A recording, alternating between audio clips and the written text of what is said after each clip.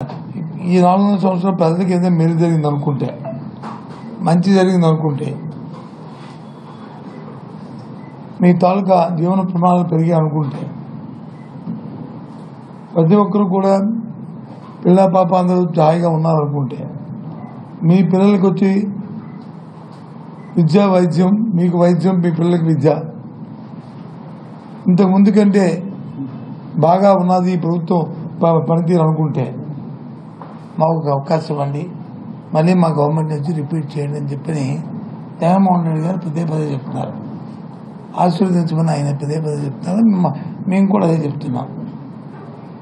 ఊరిక ఎందుకు మరి మాట్లాడుతున్నారో అర్థం అవట్లేదు. అనొచ్చు కదా, ఇగో ఇది లోపం ఉంది, ఇది లోపం ఉంది, ఇది లోపం ఉంది అంటే. ఇప్పుడు నేను చెప్పిన 10 అంశాల్లో ఏది లోపం ఉంది, ఏది అందట్లేదు, ఏది చేయట్లేదు, ఇంతకు ముందు కంటే విద్యలో కానీ, వైద్యంలో కానీ, సంక్షేమంలో కానీ, వ్యవసాయంలో కానీ మేము అభివృద్ధి చేసాము, మళ్ళీ మాకు అవకాశం అంటే ఫైన్, తప్పు కాదు రాజకీయాలు. కానీ ఏమీ చేయక శూన్యాన్ని అరచేతిలో వైఖరి చూపెట్టి మళ్ళీ వాళ్ళు తగుదమ్మా అంటే ముందుకు వస్తుంటే అది అమాయకులు కాదు. అందుకే జగన్మోహన్ రెడ్డి గారు వచ్చి మన ఇక్కడ మనకి సభ జరిగింది, పార్టీ కార్యక్రమం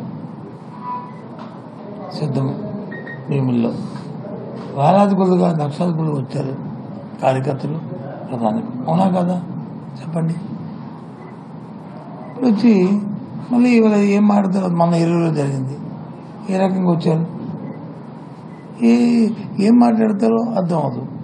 అప్పుడు దయచేసి అన్నీ బట్టి కొట్టుకొని కన్స్ట్రక్టివ్గా ఏదైనా మాట్లాడినప్పుడు పూర్వపరాలతో